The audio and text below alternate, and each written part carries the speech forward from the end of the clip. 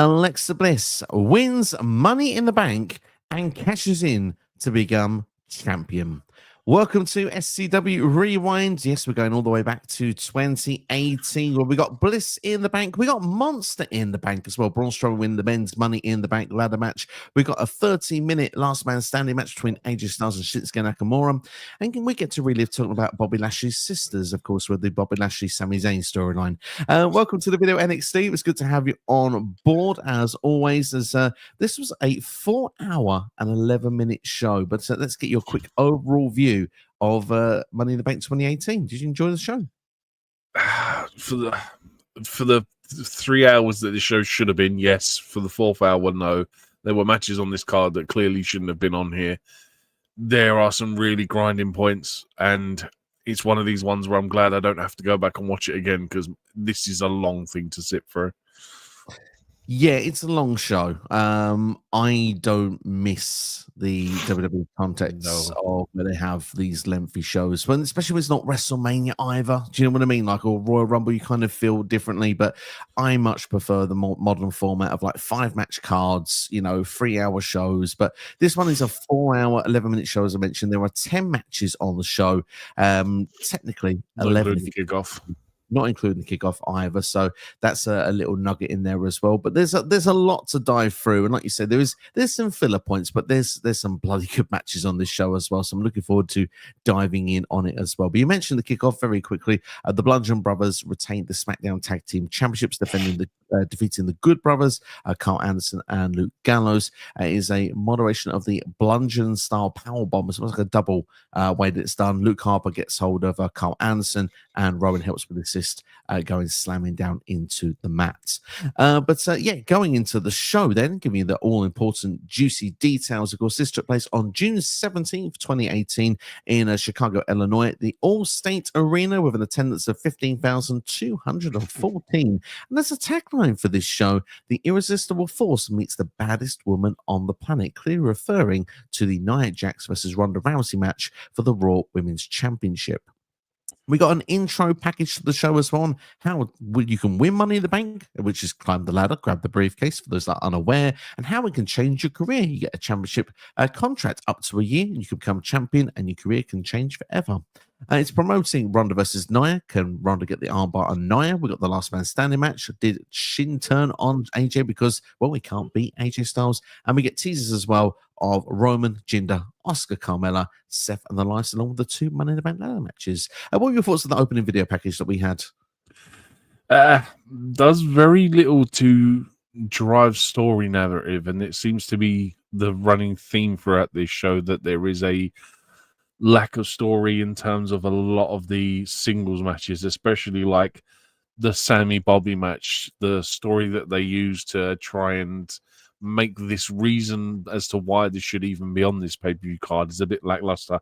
I mean, just thinking about it now, looking at everything, I think the only thing that actually genuinely has any build is Nia versus Ronda, maybe Carmella versus Asuka. Everything else is kind of just Money in the Bank ladder matches, don't really need a build for themselves. AJ versus Nakamura, I think the build is like we've already seen this like 3 times at this point. Like, we've had WrestleMania, we've had Backlash, and I think they had another match as well on Raw or something before that. So it was kind of like it's a very lackluster build for something that we've already seen 3 times previous. So it's not the greatest opening package.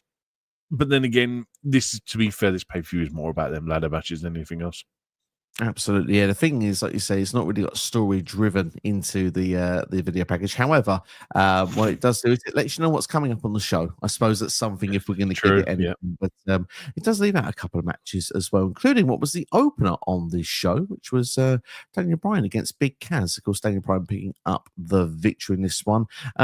This was kind of like Big Man versus Little Man, and that the storyline narrative was that Cass had said that a good big man will always be a good little man. And he used his size to gain advantage throughout the match as well, knocking Bryan off the apron into the barricade onto the floor. We also then see him get a near fall of a boss man slam. Graves says that Kaz is his own worst enemy as he mocks Daniel Bryan as well, and it causes Bryan to get a counter, sending Kaz in to the corner, face first. We get Bryan targeting the leg, slamming the knee into the hardest part of the ring, of course, on that apron part there, just before the floor. Kaz then takes his advantage again, though, with a fall-away slam from the second rope. It transitions into a torture rack and puts it into a reverse Death Valley driver. Of course, that's a 2 count attempt as well. Kaz is his big boot then. Of course, it's his finish at this point. Bryan kicks out with 2. Kaz then wastes time before going for another torture rack, which Bryan escapes this time and hits his running knee and applies a leg lock on the big man, who eventually submits and taps out. Your thoughts on this opener with Daniel Bryan versus Big Kaz? I mean, I have 2 notes, and one of them is not a lot worth writing home about and lacked intensity in any real story. I just didn't understand why this was on a pay-per-view. Like, there's no real reason for this to be. I think this was obviously at the point where they're trying to make a big deal out of Cass, where, like, I'm pretty sure he's just come off of beating up Enzo and their whole split and everything before that. And yeah, I didn't care for it, mate. Like, it was an okay match at the end of the day. I mean, look, my match rating probably reflects it. I gave it a 2-star. This just felt like a very TV average quality match. There's nothing really to write home about. Like, we've probably spent longer talking about it than probably more cared about. That's fair, to be honest. I mean, it's 15 minutes, 17 seconds as an opening match. And So for me, I appreciate that. I didn't mind it as much as you. I appreciate the story element of the big man versus little man dynamic they were going for in the match. I think that everything made sense. I think that if I was being slightly critical, I don't think Kaz was ready for this moment at this time. I think that was actually shown as time would progress, because obviously the push didn't work that they went for with him at that point. He was in the final 3 or final 2 of the greatest Royal Rumble not long before, eliminating Daniel Bryan, if I'm not mistaken, after he'd been in there for 75 minutes. These two had faced a backlash as well, I believe, the month previous. So yeah, I mean, these two had a little bit of a feud going on, but this was obviously where Daniel Bryan gets the victory, closes off the feud, and actually shows that it's all about having the big heart, not necessarily the big in stature. But yeah, I mean, for me, I've gone for a 2.75 rating for this match. I thought it was a decent enough opener, but I think you could just see at this point Kaz wasn't ready for it. And I mean, it's actually a breath of fresh air to watch it, because we can look forward now with the forward eyes, the 2025 eyes, to see Kaz's big bill in AEW. He's actually grown so much in maturity as a performer, as everything. And I think that I'm probably maybe getting ahead of myself here, but should he ever get another crack at the big time of WWE again, I think he would take it with both hands and it'd go a lot better than what it did here. Yeah, definitely. I mean, I remember this, like, even when he was with Enzo, like, he was never the mouthpiece, and he always seemed to be like, it always felt like every time you put him on a microphone, he felt like he was holding a live grenade and he just didn't know what to do with it. And like, yeah, we're talking 7 years ago, and I agree with you, though. I think now if he had another opportunity at WWE, I think he'd knock it out of the park as a big man this time around. I just think that obviously he had some personal demons back then as well, which obviously he's overcome. So all props to him for that as well. But yeah, I mean, look, we've seen it so many times before where people have, do you know what I mean, fallen at the first hurdle, but then just picked themselves back up and been able to turn it around and knock it out of the park. And do you know what I mean? I think Cass has got the ability to do that. And the fact that he is a big man just gives him the props to, do you know what I mean? He gives him an angle alone in the reasons to why WWE could bring him back, just because there isn't that many big men in wrestling anymore. And Cass is probably one of the few that's probably still in the main limelight of wrestling, like AEW, WWE, New Japan, whatever.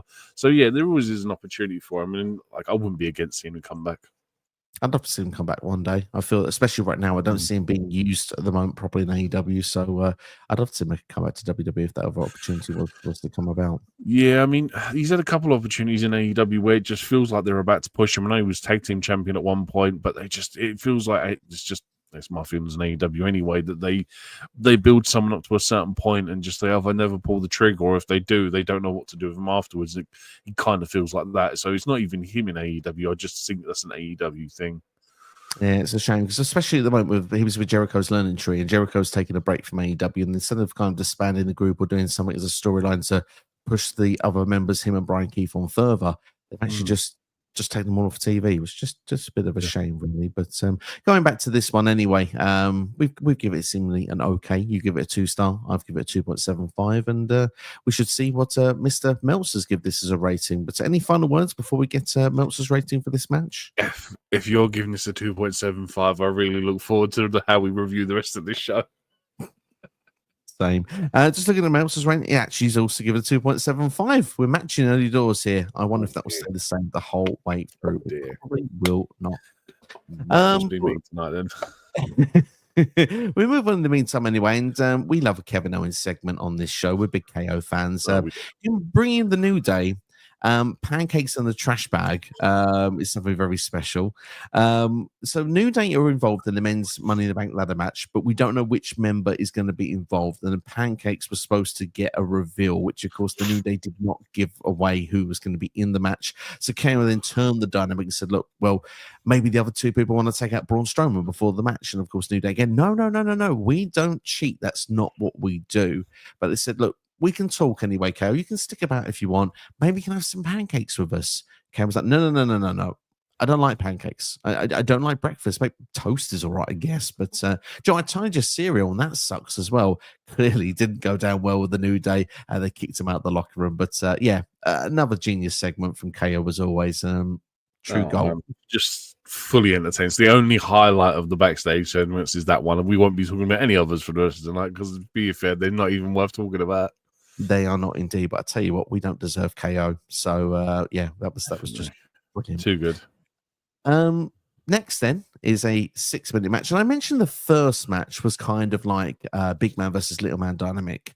This is almost like cat versus mouse, dare I say. Sami Zayn getting the advantage slightly early in the match because he's basically running away from Lashley, but the second Lashley gets hold of Zayn, it's one-way traffic. It's vertical suplex, tempted of a standing backbreaker, a vertical suplex, holding again, which apparently Sami Zayn got vertigo from before this show. So that's why it was having an extra bit of storyline layer into it as well. Another backbreaker being done again, and then this third vertical suplex. And Bobby Lashley simply gets the pinfall. Like I say, 6.5 minutes.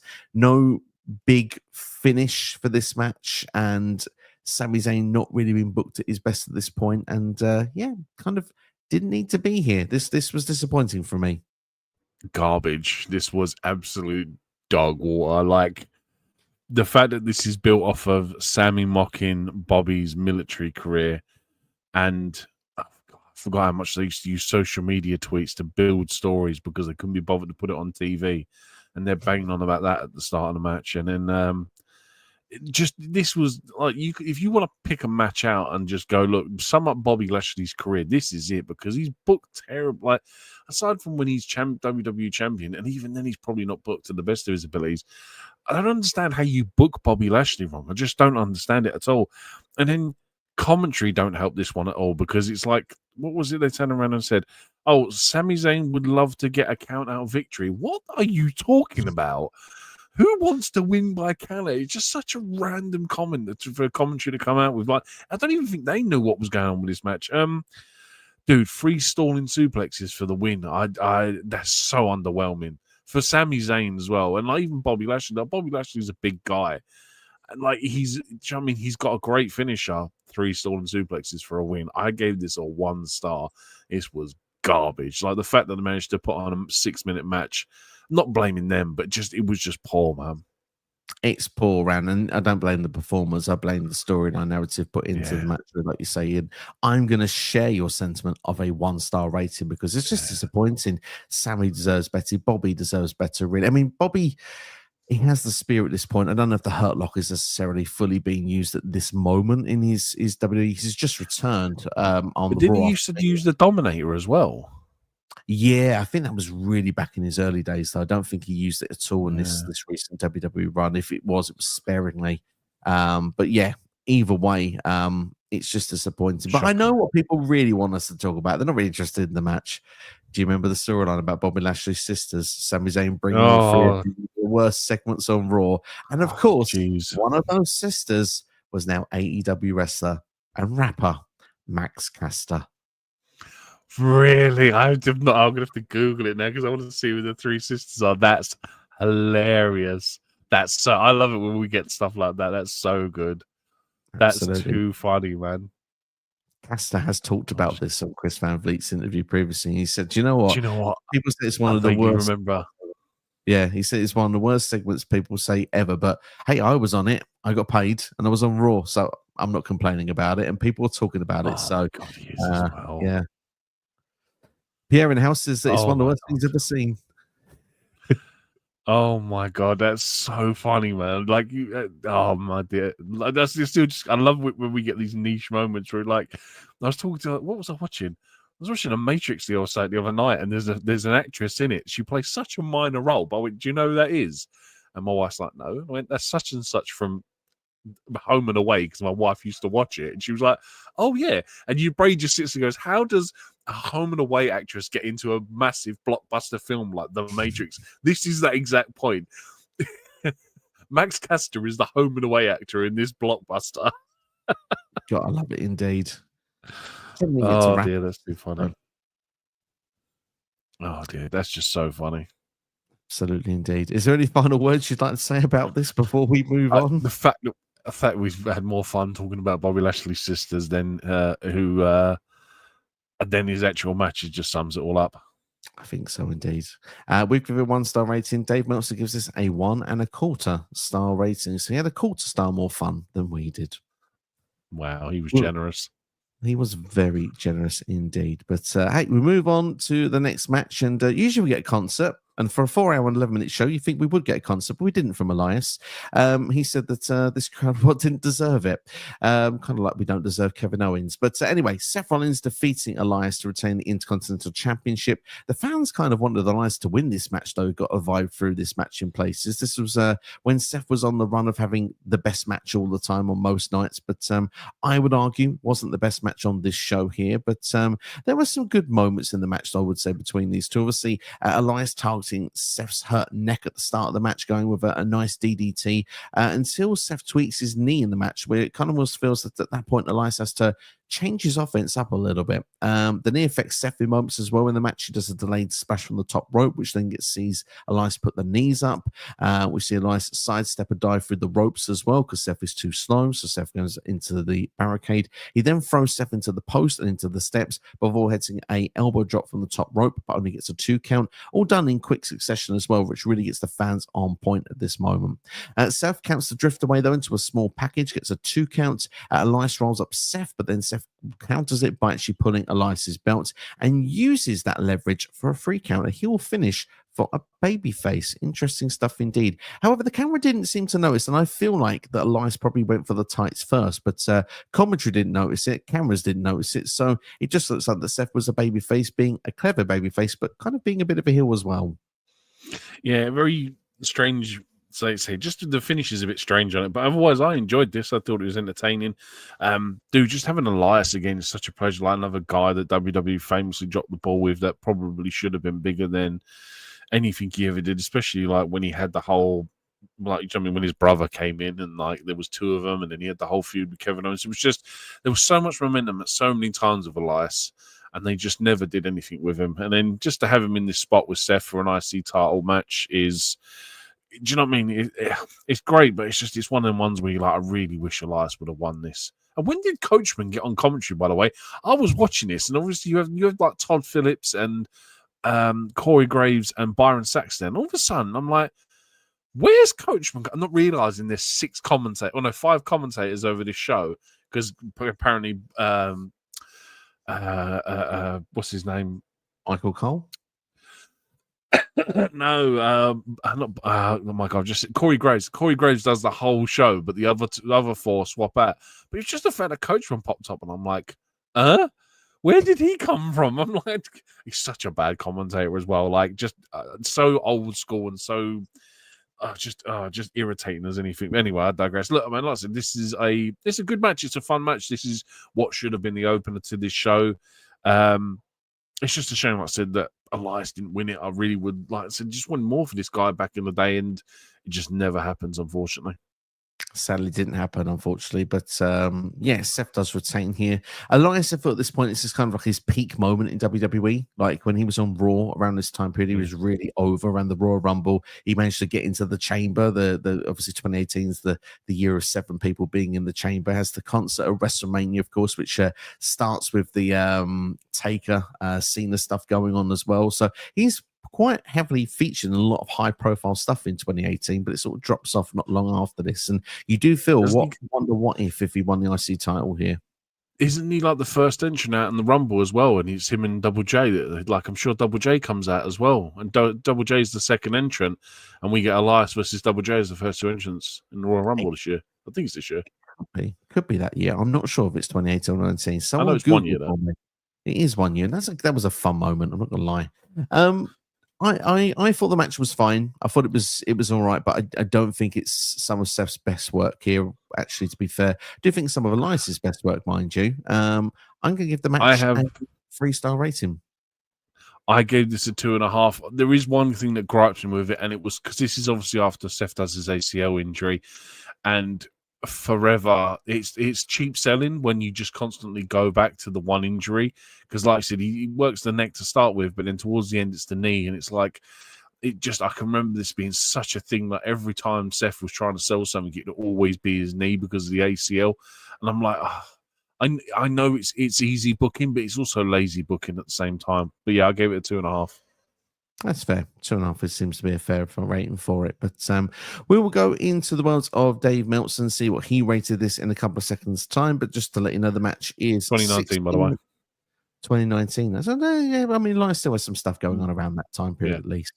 This match is 16 minutes and 59 seconds, and this match is rated 3.5-star rating from Dave Meltzer. Seems to quite enjoy this one. Fair enough.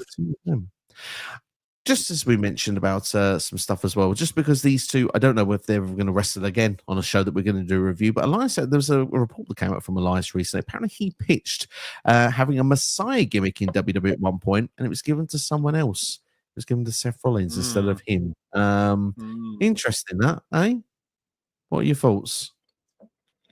It wouldn't be the first time that a gimmick has been stolen because the idea was too good and was given to someone else.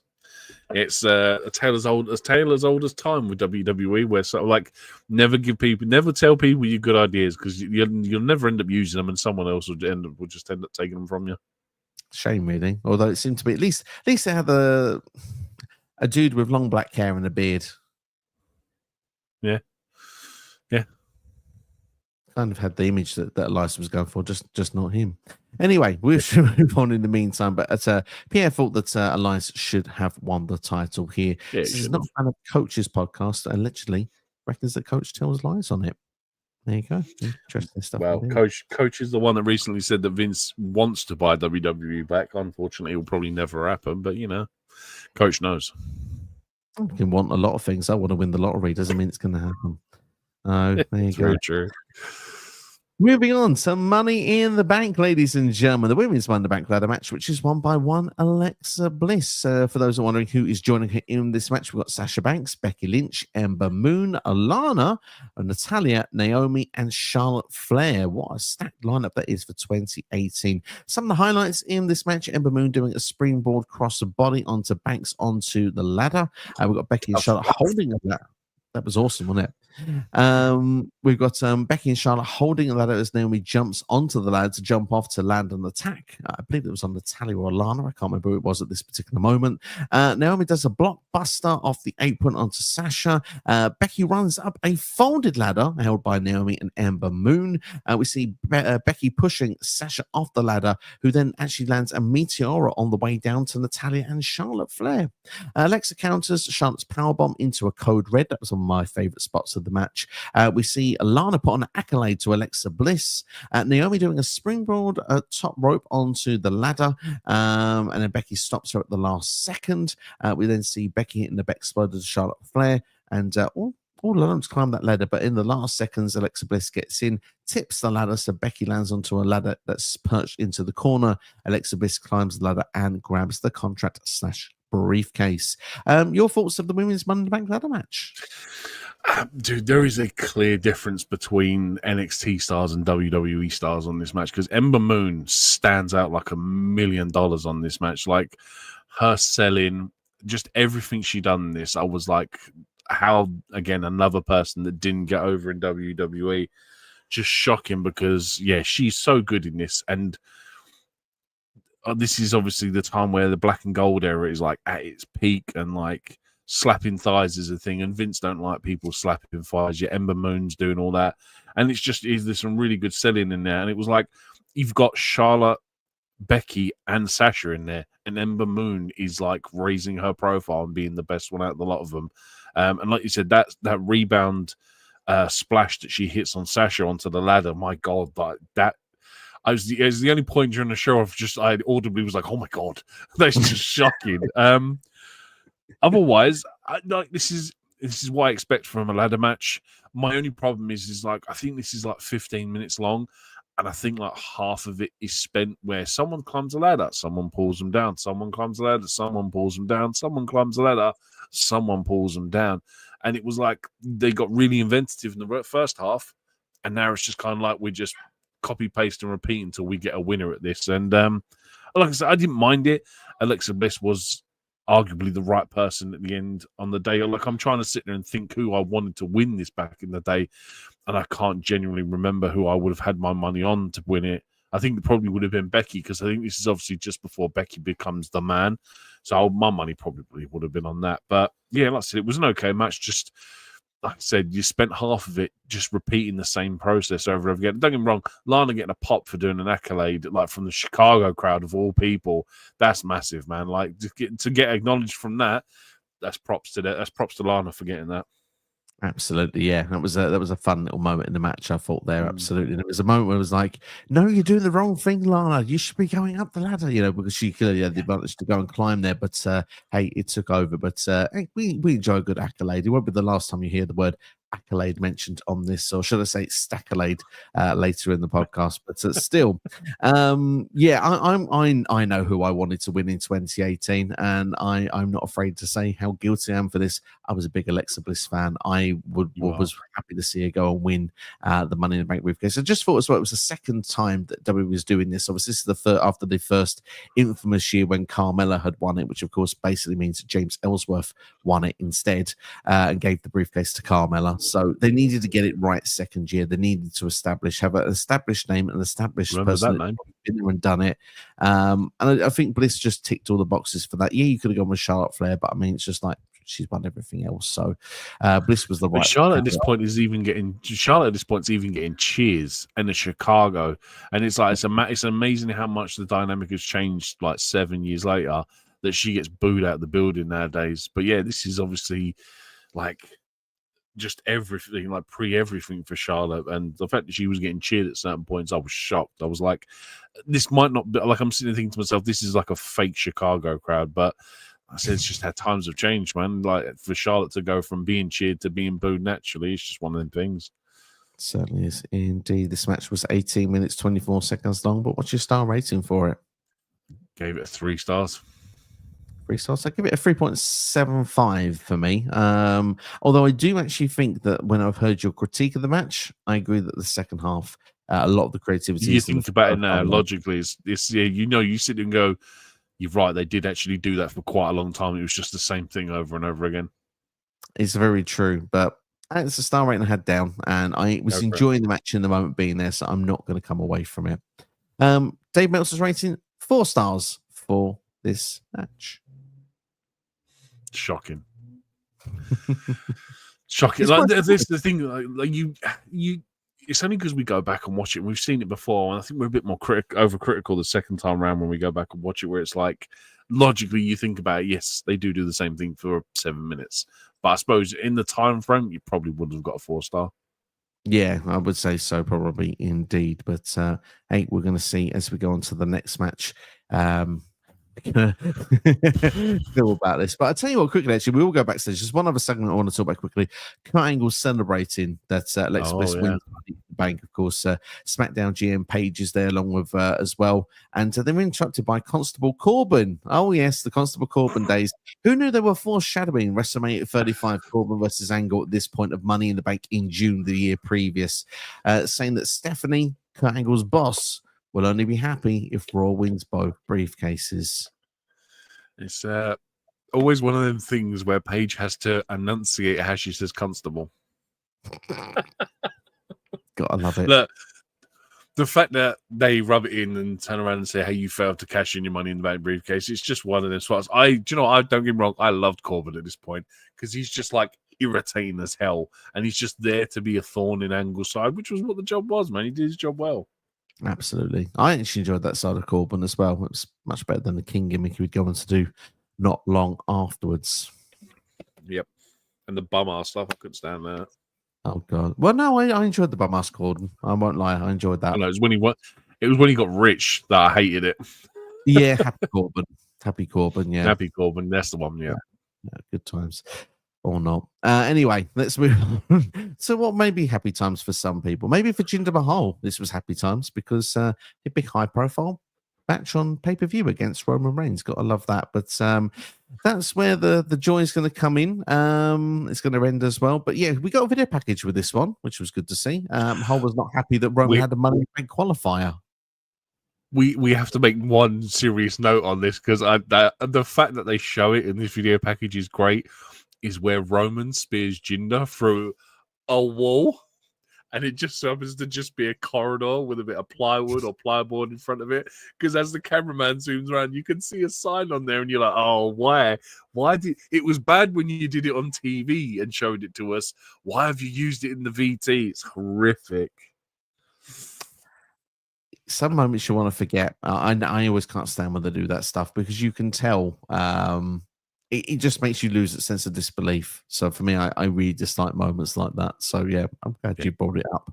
But yeah, Roman had a Money in the Bank qualifier. Mahal basically cost Roman the match. Mahal claims that Roman was jealous of him. Roman's given too many opportunities.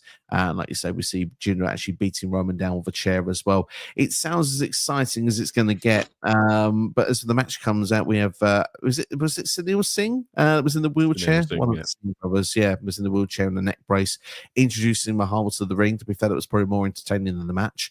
However, he was Harry rolls his tongue because I can't do that. I can't do that either. That's why it's probably more entertaining than the match. Basically, it didn't take long for Singh to kind of show his true colors, though, because he got out of that chair pretty quickly to push Roman into a ring post as well to give Mahal the advantage. We talked about repeating the last match. Well, it'll be in this match as well. Rest hold. Chin lock after chin lock done. Yes, you could say it's wearing down Roman. It's wearing me down as well as a viewer. The crowd are giving Mexican waves during this and all sorts of chants as well. We see that Mahal goes for the Colossus, but Roman counters before landing a Superman punch, which gives a 2 count. Roman goes for a spear. Mahal kicks Roman and throws him into the post. We see Singh then trying to push Roman into the ring post once again, but Roman blocks it. The ref catches Singh as well, puts himself back into the wheelchair. But before he can sort of get down there properly and get comfortable, he gets a Superman punch and then actually gets speared on the floor. Roman hits the spear on Jinder in the ring to pick up the victory. This didn't need to be on the show. I'm sorry. For 15.5 minutes, I could have saved some time here. It didn't. And like we were talking before before we started, and the crowd do not care for this. I've never seen a crowd poo-poo over a wrestling match like they do with this. Like they at one point they care more about someone probably, I think they're being ejected from the arena, that they care about more. They're Mexican waving, they're chanting, let's go Cena CM Punk. And I'm like, what year are we in? Because apparently look, man, ultimately, I gave them 2.25 stars because despite the crowd absolutely pooing over it, these guys put on an okay TV match. And I bumped it up to a quarter just for like do you know what I mean? Dealing with it, getting through it all, and just putting on a show. Like, there are many people that would probably fall under that amount of pressure where a crowd is completely booing over them. But these two managed to remain professional, put on a killer show. Don't get me wrong, I wasn't a fan of this at the time either. But like I said, the fact that they go through it, they put on a match that is TV quality, But like I said, they don't let the crowd get to them. They finish it. They tell the beats of the story. To be fair, when Roman finally gets his hands on Sunil, do you know what I mean? He finally manages to, but they finally get some sort of crowd engagement. I think Mahal does a really good gut buster as well, where the crowd actually perk up for him. Like, oh, okay, fair enough. And like I said, it's a really hard position for both of them to be in, because I think at the time we're booking, neither guy should be in this position. Roman is obviously forced down our throats so much, and I can't remember when is this pre Jinder being champion, or is this post Jinder being champion? Post. So you know what I mean? He's come off that run. He's got Raw in the brand split, or brand line, the draft or whatever. And even Angle says, "You ain't won a match." So what do you know what I mean? Why do you deserve to be given these opportunities? Like, honestly, it shouldn't have been on the pay-per-view. And like I said, 2.25 stars for just getting through it, I think is fair. Do you know what? I will give it the same rating. This was not going to get as high a rating from me, but the fact you said that they had to get through all of that and dealt with it professionally, yeah, I think it deserves a bit more of a prop. I will say I was bored during the match. I wasn't overly excited. Oh yeah, absolutely, yeah. It's TV quality, like you say. It's probably a Raw second hour match. This is a prime example of what crowd involvement like means to a wrestling match. Because if you ain't got it, if crowd don't care for it, the viewing public at home don't care for it. Because if you've got a crowd in attendance that's eating it up, you're kind of more engaged with it, because you're like, oh, do you know what? This ain't too bad. But when like the bell rings and the crowd have already pooped all over it, it's really hard to get to the I mean, especially to go like 16, 17 minutes as well. Like I said, just props to them. Absolutely, yeah, absolutely. 15 odd minutes, like you say, this one, and Dave Meltzer gives it a 2.5-star rating. Yeah, that's fair enough, man. Like I said, that's probably too much for at the time. You shouldn't have that in hindsight. I'm interested to see what our star rating is going to be for this one. Carmella retaining the SmackDown Women's Championship to defeat Asuka. Oh dear Lord. This one had a video package as well, suggesting Carmella obviously how she had become champion. She'd cashed in Money in the Bank. She still is the longest holder of the women's Money in the Bank briefcase, and she was the first winner of it. She says she's better than every female in WWE, including Charlotte, Becky, and Sasha. Paige announces Asuka's the opponent. Asuka is no longer undefeated. She is now just defeated after WrestleMania 34. If I'm going to be honest, there's not too much to share about that happened in this match. There's a few slaps, there's a few rest holds. It all comes down to the finish, where Asuka looks like she's going to get on top and she's going to win the title from Carmella. But then someone comes dressed up as Asuka with Asuka's ring gear coming to the ring. Obviously had her mask on as well. So you're thinking, who's under the mask? Who is that going to be? Well, this person had been away from Carmella's side for a little while, but returned on this evening, revealing himself to be none other than Chinless himself, Mr. James Ellsworth. And from this moment, Asuka had been actually distracted long enough that she got a boot to the face, and Carmella picked up the victory. Way to kick someone when they're down. Asuka obviously had lost to Charlotte at WrestleMania 34, and I understand what Vince's booking idea is, that we need to get Carmella over to beat Asuka will help her seem like a very credible champion. But I do feel that this is probably the moment that Asuka lost a lot of her shine in WWE after all that hard work in NXT. A lot of people say that it's the WrestleMania match at WrestleMania 34. It was Charlotte Flair. I kind of forgive it. This one, though, this really hurt Asuka. When you're losing to Charlotte Flair, you can take a loss. Yeah. And don't get me wrong, like with Charlotte Flair, yes, it was like, I think Asuka comes up in like the January. And I think she might have been before that, because I think doesn't Asuka win the Rumble? Asuka wins the Rumble. Asuka wins the Rumble and charges Charlotte. October, she came up. She had a match Emma before she was released. And she'd gone like undefeated up until WrestleMania. I remember being so annoyed at the fact that like they just pooed all over this undefeated streak. And it was like, honestly, it could have been up there with like Taker's streak at Mania, like how it'd been built for 2 years. And 6 months in, Vince gets her hands on her and she's losing. And I know what you mean by taking the loss in this. And You're probably right. This probably does kill a hell of a lot of Asuka's momentum. She doesn't. I don't know. I can't say she doesn't recover. I just think it probably just takes her way too long to get back to the point where she should be, because she's booked like $1 million on NXT, and then she comes to the main roster and almost spends another 2 years trying to get back to that point that she was at on NXT. I didn't mind this match. There's not a lot of high spots on it that are noteworthy, but I do think this is probably technically the most sound match on the card at this point. Like, you think of everything that comes before it, it's not botchy, it's very flowing. Carmella's character work is fantastic, and honestly, I forget how good Carmella is with her character work. And I'm sitting there thinking, my God, if and when she ever does come back to WWE, I know she's now having a second kid, like maybe another 2 years' time, I don't know. I would love to see her get back in the ring again, because even in the promo video, like, I was just like, my God, she has got entitled diva attitude, and it's just so good to watch. Like, my brain is already sitting there thinking I want to see either Carmella versus Chelsea Green or Carmella and Chelsea Green as a tag team. Do you know what I mean? Like, there's just money to be made with that kind of stuff. And yeah, like I said, it's not the most, like I said, there's no real high spots, but it's executed well. And I think that they deliver, they hit all their spots, and they have a really good match. And then you get this chinless freak who can't even wink. Let's be honest. Who in their right mind goes, Yeah. no one winks like that in the world? Just honestly, like, I saw it coming. I saw it come up the stage, and I'm like, oh my God, it's Ellsworth. I completely forget that this happens.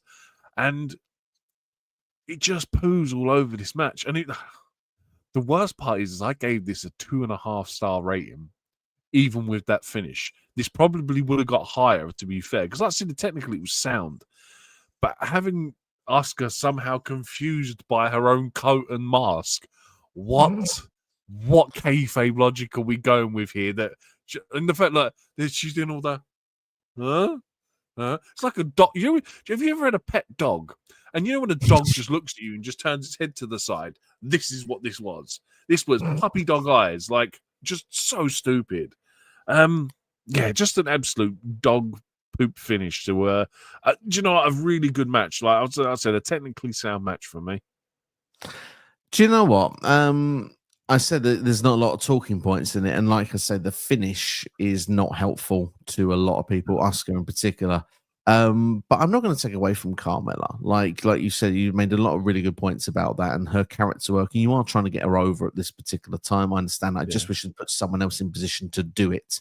Ellsworth coming back for me was just, like you say, he just. But it doesn't get Carmella over. It just makes her look like a crappy heel that needs this chinless weirdo to come in and help her win matches. I much prefer the partnership with R-Truth, but yeah, that's probably a sore subject for many people today, I would imagine. But yeah, it's I mean, the thing is, it's a difficult position. WWE booked themselves into a corner, I think, with this match, and they've tried to protect Asuka, but they've not really done a good job of it, really. But Carmella does hold that championship until SummerSlam, so she gets a bit of a run with the title at least, which is good to see. Yeah. And I remember how I felt at the time. I was happy that Carmella had won the title. I was happy she had the briefcase. I wanted her to get to the next level because, like you say, character-wise, she's very good. In ring work, I think she can be slightly underrated as well. I think that a lot of people do not appreciate her work as much. I would like to see her come back to WWE at some point. Her character is clearly bigger than her wrestling, which is probably why people don't remember her wrestling abilities. Like, she is technically sound in ring. It's just her character is probably more of her persona than her wrestling is. And you can probably say the same for Chelsea Green. Chelsea Green's character is more prominent than her wrestling abilities, which is probably why a lot of people don't realize how good she is in ring. And there you go. And the thing is, as well, though, if you can get over the character, you've done more than half of the battle. Because a lot of other people, there's so many people, can do the ring. Loads that have got over, Well, not even that. So many. We've seen it so many times before that people have got great character work, but are absolutely dog in ring, and yet they still get over and still become WWE champion. Yep, absolutely, indeed. Ironically, 2.5 stars, mate. I gave it 2.5 stars. But so to say, ironically, one of my favorite wrestlers was a really good character in dog toilet in water. That dog water in the ring. I'm going with a 2-star rating. I was tempted to go lower, but yeah, I do feel that Ellsworth crashed this one down to the ground. Unfortunately for me, it was not an exciting one, unfortunately. If you enjoyed the video, hit the like button, share our event, subscribe as well, all that good stuff. We're going to move on now to what could be some people's favorite match here that we could be about to talk about. It is the last man standing match, AJ Styles versus Shinsuke Nakamura for the WWE Championship. 31 glorious minutes between these two. Honestly, felt like 20. I will do my best to go through some of the highlights of this match, but we did a video package first. AJ thinking he knows why Shinsuke hit the low blow at him at WrestleMania. Of course, Shin then turning bad guy at that moment, of course. It's because he realizes that AJ Styles, he can't beat AJ. Backlash was a draw with a double low blow. That was painful to remember. That was great, though. Neither man answering the count to 10. Shin cheats to beat AJ to name a stipulation for Money in the Bank. He picks last man standing at a contract signing, and then he takes down AJ Styles with a chair and the King Shusser on SmackDown and counts to 10, which is good to see that he can count to 10. Going through some of the highlights of the match. Go on. Sorry, I just want to add, it was the I was laughing because of the whole Nakamura thing going, sorry, speak English. It's so stupid, but so good at the same time. Yeah, he wouldn't give an explanation for weeks, would he, with that? And it was that, yeah. And every time Renee interviews him, he's like, sorry, speak English. So good. So very good indeed. Dear. I probably am going to have missed a few things out here. However, it is some of my highlights of the match. That's how I'm going to get around this, because it's a long match to go through. All right, this match went around the ring, it went through the crowd. There's weapons involved. You know what I mean, like tables and stuff. So there's a lot going on here. But Shin hits a Northern Light suplex at the start of the entrance ramp, and AJ gets up. Shin then goes for the low blow when he's in a position for the Styles Clash, but Styles moves. We see great facials from Shinsuke Nakamura from that moment. Shin actually runs across 3 announcers tables on the outside to hit a King Shusser. AJ Styles gets up at the 9 count. We see AJ then suplexed onto a table on its side. That looked quite painful, by the way, that front suplex. Shin then throws AJ through a table in the corner. AJ then gets up again at 9. Shin runs to hit a knee into the corner, but AJ moves, and of course the turnbuckle is exposed, so Shin's knee goes straight into that exposed buckle, and that's when AJ then targets the leg, hits the calf crusher, applies it in. Shin's tapping out, but of course that doesn't count in a match like this. You need to beat the last man standing. You can submit, it doesn't matter. AJ uses chair shots on Shin's leg until Shin lands one of his low blows. Shin then follows with King Shusser. AJ up at 9. AJ counts as a table spot on the announcer's table. It's a phenomenal forearm on the floor. This is followed with the Styles Clash off of the steps onto the floor. Probably my favorite spot, probably of the match, minus the finish. Shin then comes and comes on top when he's up at 9. AJ lands a vicious low blow with a sort of soccer kick into the balls. That looked painful. And then AJ lands a phenomenal forearm from inside of the ring, jumping to the top rope, and then jumping onto Shinsuke Nakamura, going through the announcer's table for the victory. Your thoughts then of AJ Styles and Shinsuke Nakamura? I hate last man standing matches. Really? Now, bearing in mind, I honestly, I hate them. I think they are one of the worst wrestling stipulations, because every time that something of momentum happens, ref starts count to 10. And it slows the pace down of the wrestling match. And I hate them so much. This, however, is fantastic.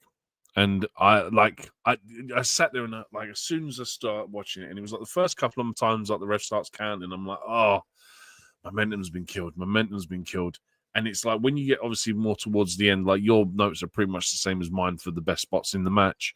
Every time that you get to essentially the near fall with the counts, it's great. You get into 9s, you get into 9 3/4, whatever, and they just build so much tension and get you to the point where you're like I said, AJ having to throw himself like onto the announcer's table to get up, or to like I think after Nakamura runs across the announcer's table and hits the Kinshasa, all AJ's technically got to do is roll off the table, but it's the fact it's taken him like 8.5 seconds to physically just roll off a table and just builds that hype and tension. And it's like, it's really, really good stuff. And like I said, it's the early parts of these matches that always irritate me, because suplex 1, 2, 3, 4. Oh, he's up. Oh, for God's sake. Okay. Back body drop. Oh, 1, 2. Oh, for God's sake, just get on with it. Like, I think if I could see one of these matches where we don't spend so much time pissing about, excuse my French, with like the 4 counts, and we just get to the part where we're doing the 9 counts, fantastic stuff. But otherwise, I think this is a fantastic match. And like, for the fact that we've had this at WrestleMania Backlash, I'm pretty sure there's another Raw one in between. And like you said, the WrestleMania match was underwhelming because we didn't get what we thought we would have get, which was like a New Japan style. I forget the name of the New Japan promo. Japanese Wrestle Kingdom. There we go. We didn't get a Wrestle Kingdom style match at WrestleMania, and then we get the Backlash with the double count out finish, which was like, again, it was crap. But in terms of story building, that they don't get up to a count of 10, we're getting the last man standing match. Was the point of it? Yes, I know on a pay-per-view it sucks. I'm sure there's another Raw one in between somewhere. So like the fact that we'd had this 4 times, and it's like we've already had kind of like 3 disappointments, and it's kind of like this ultimately has to be all or nothing. Like, if they don't hit the nail on the head with this one, this is going to just seem like a complete waste of the last 3 or 4 months in terms of story build. But for me, it pays off fantastically, and I love this. I think it's great. Like I said, I hate last man standing matches. But you like this one, which is always good to see. I do love a last man standing stipulation when it's booked correctly, and this one is booked very, very well indeed. I think that this is, I'm going to give it 4 stars. I went exactly the same. 4 stars. I think it's great. Stars indeed. As I mentioned, it's a half an hour long match. This one doesn't outstay its welcome. And looking at Meltzer's rating, it's a 4-star rating. 4 stars all around. Across the board, what a result. Not as bad as I thought it was going to be tonight. No, not at all. Not at all. We move on in the meantime. The next then for the Raw Women's Championship match between Ronda Rousey and Nia Jax. You can see Ronda Rousey wins here, but it's by disqualification, so she doesn't win the championship. And let's go through a little bit of the details, shall we?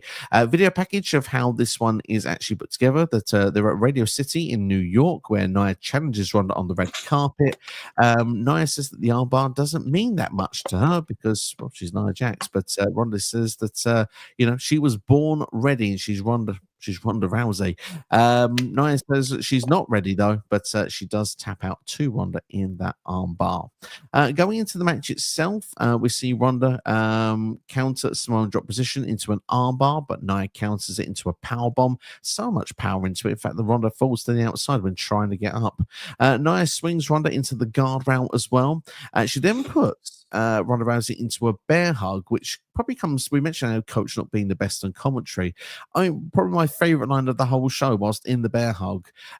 Coach describes it as the fact that Ronda's able to have a rest here so that she can regroup and get out of it. And when she gets out of the bear hug, he's like, my point has been proven right. And then she gets put straight into a so stupid 2 count. It's very stupid indeed. Ronda then puts the arm bar in the ropes, but of course this isn't UFC, it's WWE, so she's got a 5 count to break it. But she follows up with a cross body from the top rope, again a 2 count. Ronda needs a vicious, really looking knee to Nia's face. How that didn't leave a mark, I'll never know. Followed by a judo throw as well, 2 counts. And Ronda's battle then, the story of the match. Can she get the armbar on to win the title? Just as Nia's screaming to the point that she knows that Ronda's going to get it on. The camera work is done excellent here because we don't know anything until the final seconds. Alexa Bliss comes in from behind and hits Ronda with the case. And of course, not only does she attack Ronda afterwards, she attacks Nia as well with that briefcase, which means Miss Money in the Bank, Alexa Bliss, cashes in and she defeats Nia Jax to win the Raw Women's Championship. Only 30 seconds long. I think Nia kind of assumes she knows what's going to go down here when that bell rings, but she goes for it nonetheless, walks straight into a DDT. The arm is thrown into the canvas one more time just to keep her down. Twisted Bliss, and there you go, 1, 2, 3. Alexa Bliss becomes a 5-time women's champion in WWE, and it's the last women's championship that she won in the company as well. She's not won one since. Shocking. Like, I know she's been missing for so much time, but there's always time in the future to change that. I'm pretty sure she's in the Money in the Bank match coming up this week, if I remember correctly. So there's always a chance for that to happen again. But look, on to this. I'm not Ronda Rousey's biggest fan. This ultimately might be Ronda Rousey's best singles match. Like, we just come off of WrestleMania where she has the tag match with Kurt Angle against Triple H and Stephanie. I think that is her best wrestling match to date in WWE. This, though, if you can get a Chicago crowd to back you and pop for you, you must be doing something right. And I think that they dropped the ball with this one. I think Ronda should have won. I think, look, for everything Ronda goes through afterwards, don't get me wrong, she still doesn't have the best character work in the entirety of WWE. But the fact that she's putting on a match with Nia Jax, they are having a killer match as well. It's not even like it's like we've seen Nia Jax have some bad matches as well. This is a great match, and they are delivering on all fronts. And I think that WWE dropped the ball by not having Ronda win this. I know it would have been ultimately like, look, we expect Ronda to win it because she's only been here like 5-6 months, whatever. But I think that would have put her on a platform that she never gets to otherwise, because she doesn't get to it after that. She becomes WWE champion maybe once or twice afterwards. I know she wins it once because Liv cashes in on her the following year. I can't remember if she does more than that, but it feels like if you'd put the title on her at this point, it would have smashed it out the park. And if you're going to do Alexa Bliss winning, I would have almost just had Alexa Bliss cash in normally and just win. Because let's be honest, she didn't do anything in the ladder match, because of the 16 minutes that match is, she's probably in it for about 2 minutes because she hides for the other 14. But I would have rather had Bliss cash in and beat both of them in a triple threat. I think having a DQ finish does kind of sour it. And it kind of, I'm sure Ronda obviously probably gets a rematch at some point in the future, so does Nia. But I just would have rather Bliss come in and got the same result, but just changing the format of the match. I don't know. But like I said, Bliss wins out at the end of the day. I think this is Ronda's best singles match in WWE, and it ends in a DQ, which is sours it, man. I understand the idea of sours it. The thing is that for me, it's very clever booking, just because of the fact of how you do this match where Rousey gets a victory but doesn't win the title, and then you can do the switch. I mean, it's one of them times where you kind of, I don't know, the match happens, you go in and you're thinking, Ronda's winning this title. She's been in for a cup of coffee and already they're putting the title on. And this is the 2018 of where someone's been shoved down your throat, and which is why fans, I think, very quickly turned on her. And, I think that's where it affected Ronda as well. And dare I say, I think her performances, as you go on to say there, I think progressively get worse. I think that this is almost peak Ronda Rousey, because here she's freaking awesome. Let's be honest, she's doing great stuff in the ring. Her and I have a phenomenal match here between the two of them. And Bliss didn't do so much in that women's Money in the Bank ladder match, but it makes it believable that she can cash in on the same night, especially when Ronda Rousey's in the bloody same ring. So I feel like all round the booking is spot on, and it builds to SummerSlam. Obviously, eventually Ronda Rousey does win the title from Alexa Bliss at SummerSlam, and arguably you could say it's a fresh match for Ronda then on that big stage. It's a different opponent, arguably a bigger named opponent as well at that time, as Bliss had won the title 5 times. So Ronda's really well and truly put on the map at that point as well, winning the title. So I think all in all, it's job well done. I think the cash-in is brilliant as well. I think it's up there as a potential Mount Rushmore cash-in, but it's not quite in my top 4. Video coming soon. It's... I'd love a plug. I think for me, you can still have this moment if you did it at SummerSlam. If you'd have had Ronda win here, give Ronda her moment with the title, do a rematch with Nia at SummerSlam, then have Bliss cash in and win it. I don't think that would have done any harm to any of them, because I think Ronda would have had, all right, yes, a very short reign as champion, but ultimately has lost it because of an opportunity like a Money in the Bank briefcase. And I think it would have just given her a month to get over as champion. And I think people, I think people then would have been more in favor of her chasing the title afterwards instead of beating Alexa Bliss, who is ultimately one of the most fan favorite female wrestlers on the roster. And I think ultimately that's another problem, is that they didn't book Ronda's opponents very correctly. And that was another problem with why she didn't get over. Yeah, absolutely. I totally get your point of view with that. I think the only reason why they didn't do the triple threat is because they wanted Ronda to continue to have the undefeated streak up until WrestleMania 35. Yeah. So I think that's the saving grace for that. I wouldn't have been against it. Asuka isn't allowed an undefeated streak, but Ronda Rousey is, eh? Shock. What can I say? You don't need me to you know without me having to tell you. You don't need me to tell you. UFC celebrity. I've told you. But yeah, anyway, what would be your strong rating for, let's go with the Ronda Nia Jax match? I'll be fair with you. I didn't rate these individually. I rated them as one thing because I think it was more fair to rate these as one whole event. I went with 3 and 3.75 for both of them. Like literally from the start of that to the Alexa Bliss winning, I went with 3.75. I like it. I went with a 3.25. But I thoroughly enjoyed it. It was really good. I think it's hard. I think it would have just been, it would have been unfair to rate Bliss winning a title in 20 seconds. So that's why I tied it in with my original match rating. Well, let's do that then. I'll bump it up to 3.5 because, I think the moment's really, really cool. I liked it. All in all, ticked all the boxes for me. To give the length of time of match here just for you, the women's championship match was only 11 minutes 5 seconds. Amazing, flew by. Like we said, it was like 20 odd seconds for Bliss and Nia Jax, 31 to be exact. But Meltzer's rating, 3.5 star rating. Sorted. I was so worried about tonight's match ratings. It turns out they were quite on par. They're quite on par indeed. Men's Money in the Bank ladder match. Of course, we've got the likes of Braun Strowman, Kevin Owens, Bobby Roode, Miz, Finn Balor, Rusev, Samoa Joe, and would end up being Kofi Kingston of the New Day being involved here. Video package as well, hyping the match also. Not really much to talk about from the video package, so I'm going to kind of skim over it if you don't mind. Yeah. It's a Money in the Bank match. There you go. That's pretty much all you need to know. I'm not going to waste your time or ours. But Braun Strowman does win Money in the Bank. And I've got to say, this match is built around Braun Strowman. And back in 2018, I was really against Braun Strowman winning this match.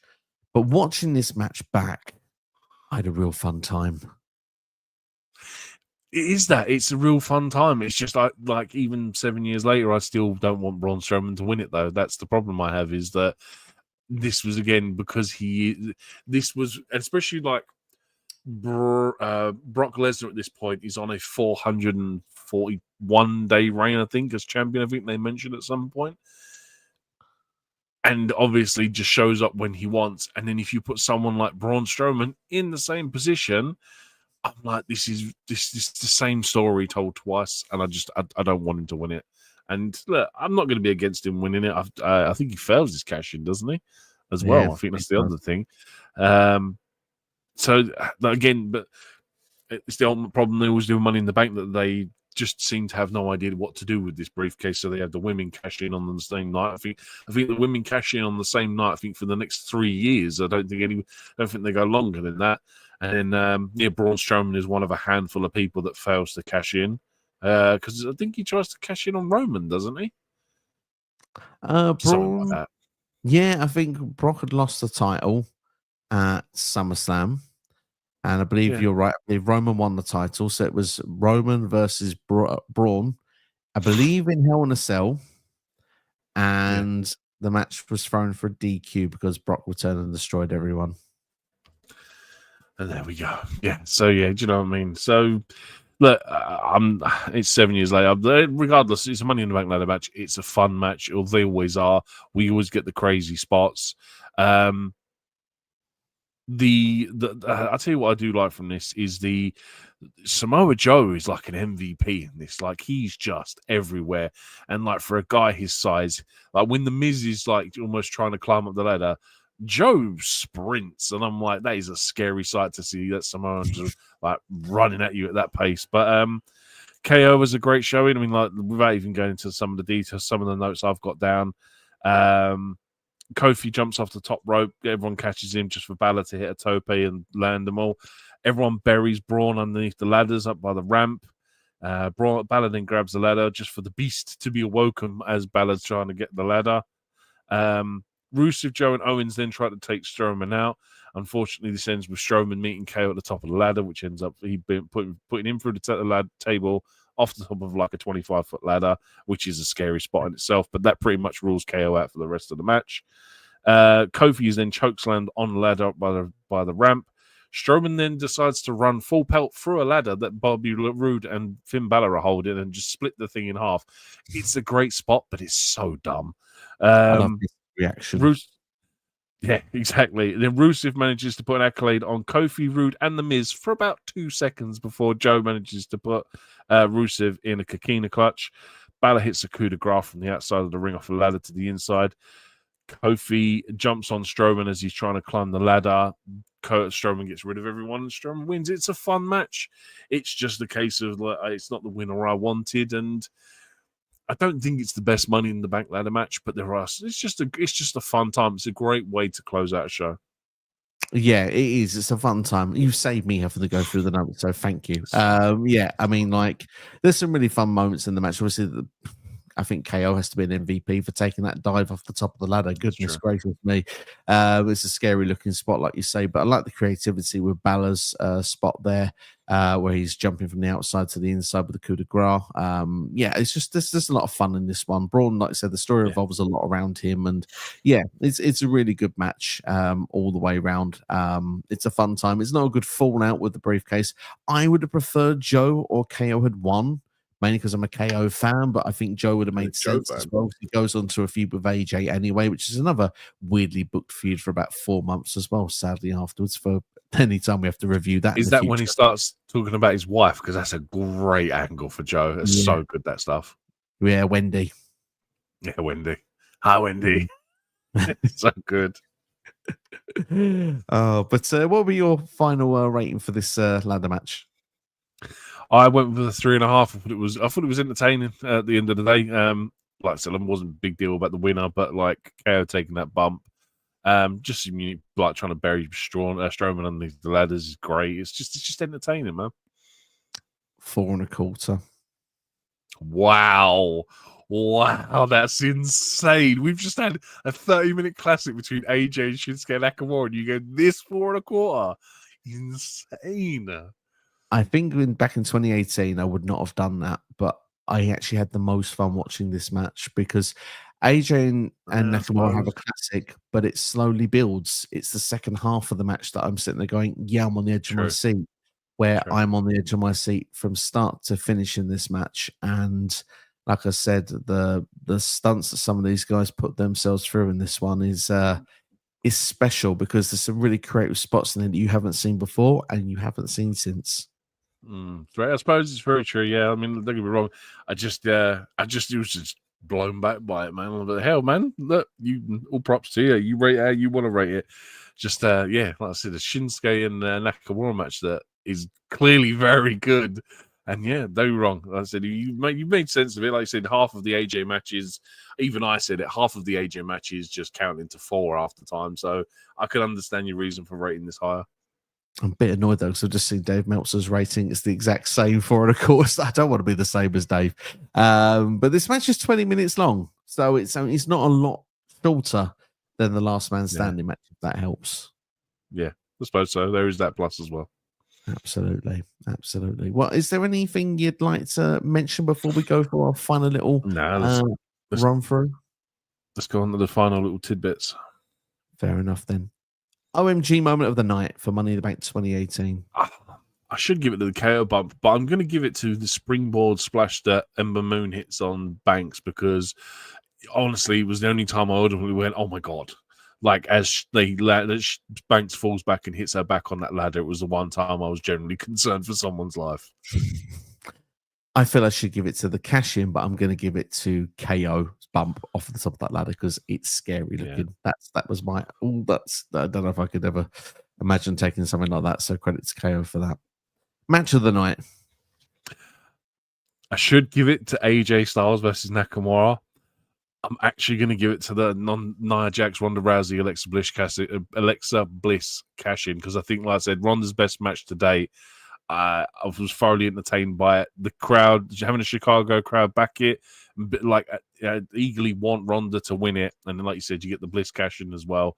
It's great for me. I have to go with like the 1/2 matches there. Should give it to Last Man Standing, giving it to Men's Money in the Bank. It's fair enough. Entrance of the night.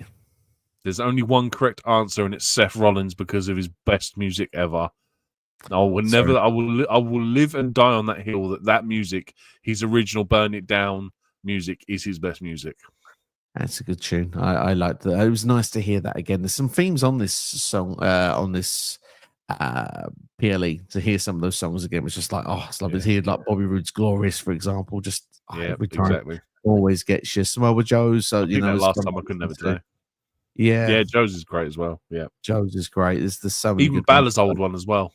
Yeah, Balor's old one's good, but I'm going to be creative with my one here. It's going to be Alexa Bliss on the cash in because, I mean, no one saw the entrance coming, did they? It's very true. MVP of the night. I mean, do you know what? I'm gonna cheat and I'm gonna give it to Jinder Mahal and Roman Reigns for getting through that match. I like it. It's a nice way of putting that. It's a really nice way of putting that. MVP of the night, it is a toss-up between Bliss and KO. Bliss hasn't done anything all night. You can't be MVP for doing nothing. She wins a Money in the Bank ladder match and she then becomes champion. She is the talking point coming out of this show. This is a 4-hour show. She's involved for about 6 minutes in total. And she's the two biggest talking points in those 6 minutes. So it's about maximizing your time, not how long you're there for. So she's going to get that rating. Hey, that's very true. Very true. Final rating out of 10. I love this, by the way. I'm going to say a 6. Like, don't get me wrong. There is an hour you can chop out of this that doesn't need to be on this show. And like I said, the stuff that is on there is worth watching, but the fact it's 4 hours long, no, I'm going to be generous. I'm going to say 6.5. I've gone with 6.5 as well. Like, there's 4 matches that are generally good to brilliant, but there is about 5 or 6 matches that are either just okay or don't need to be there. Yes, exactly. So yeah, that'll be our takeaways from that. So that's pretty much our review. We've done this in an hour 11 minutes for a 4-hour and 11-minute show. Credit to us. If you've enjoyed the video, hit the like button, share wherever a friend, subscribe as well. I feel though I need to mention this because it has had a couple of comments through the night. So let's just say quickly. R-Truth, Pierre wants to say a thank you to R-Truth. Obviously, his contract is not going to be renewed from WWE. Your thoughts to the fact with that? Obviously, the same for Carlito, and you've mentioned to me as well, Sarah Logan is another one that will not have a contract renewed moving forward. Yeah, I mean, just to talk on Sarah Logan, very brassically used, had a thing for a while with the War Raiders. This is kind of the same as like Carmella. If you're not going to be on TV, there's really no point in them paying you. Ultimately, I don't know any business that would pay someone not to work. So ultimately, I can understand that one. Carlito, I think it's a shame. Unfortunately, I'm going to have so many fond memories of him being backstage, but like I'd be very surprised if he's even got a win in WWE since he's been back. And I think they've missed an opportunity with him to even have him as an opponent for John Cena or something, because, you know, obviously he famously beat John Cena for the US title. So I think it's a missed opportunity, but I will miss him, especially as part of the Judgment Day. I think his contract is due to expire in about 2 weeks. So how they write him off is going to be interesting. So Raw is going to be must see to see how they do that. And in terms of R-Truth, Ron Killings, look, guy's had a fantastic career. He always has this. He's always had a place on the roster, and whether it be the 5 minutes where he was a serious bad guy and he wanted to beat John Cena and be WWE champion like many, many moons ago, or he's just genuinely been a refreshing breath of entertainment. Like, whether it be as K-Quick when he originally debuted, or whether it be as an unofficial member of the Judgment Day. R-Truth's always going to have a special place in people's hearts, unfortunately, and it's just a shame that I don't begrudge WWE for releasing him, but I will say this: if he's not in the Hall of Fame next year, I will be emailing a strong email of complaint about why that guy should be in there. And always, well, he's going to go down as the greatest champion ever in WWE history because of his 412 runs as the 24/7 champion. So don't ever forget that. Absolutely, it's very well said all the way through. Really, there's a lot more, not a lot more I can add on to it, but all I will say is that I think Raquel will be the reason Carlito is kicked off of TV. I think maybe he might shoot his shot at last after about a year, and he'll probably get kicked to the side. So something along that line, perhaps, maybe might happen to Carlito. But it's a shame, like you say, shame for anyone to not be lose their jobs. But I mean, to try and put a silver lining on it, because a lot of people are putting a lot of backlash and a lot of hate on towards WWE for it, but choosing not to renew a contract rather than releasing a talent midway through a contract is a better way to do it, because not everyone's going to stay in the company all the time. So there has to be a right way or a better way of doing it. This is probably the better way of doing it. However, do I want to see any talents released? No, I do not. Do I want to see these talents released? No, I do not. I would like seeing Carly to remain around, especially, although I do think I've got more memorable one-liners from him this time than matches, but still, nonetheless, I think he's offered a lot as part of the Judgment Day group. R-Truth, where do we begin? I mean, even Ron Cena a couple of weeks ago, it just really gives the farewell tour t-shirt a whole new meaning that he had on Saturday night's main event. Yeah, it's so mad. Where it's 24/7 champion, whether it's little Jimmy, whether it's, there's so many great moments when the tag team titles of WrestleMania, that WrestleMania 40, R-Truth has proven there's a spot for him that should have been on that roster and should have remained on that roster, because he's found a way to remain relevant and over with the crowd. But it is what it is. Sarah Logan was a great manager for the War Raiders, but she hasn't been around for a while, which has been a shame. But wish all of them the very best, and if you get a chance, send them best wishes on social media, and maybe let him know their favorite memory of what you've seen of them on TV. Go follow R-Truth on TikTok. He's always on there doing lives, man. But yeah, look, man, at the end of the day as well, their contracts are expiring, so there's no reason why Ron Killings can't turn up on TNA the following week. There's no reason why Ron Killings can't turn up on AEW the following week. I'm sure I saw someone tweet out today a list of Ron Killings versus Will Ospreay, Kenny Omega. This is my bucket list for Ron Killings now, is they want to see him face the elite of the elite in AEW. And I was like, hell, why not, man?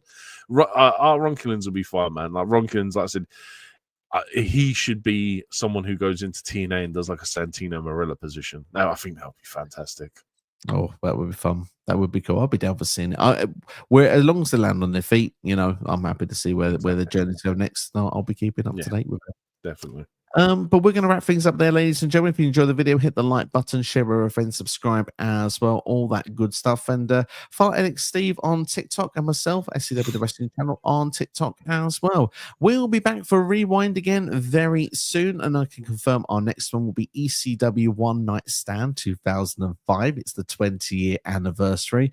That'll be coming sooner than you think, that anniversary as well, so we might have to get recording on that one. And also Money in the Bank week, so we expect to see predictions as well, Worlds Collide also, and you might get one or two extra videos coming this week as well. Thanks for watching. Look after yourselves and each other. We'll see you for the next one. Take care.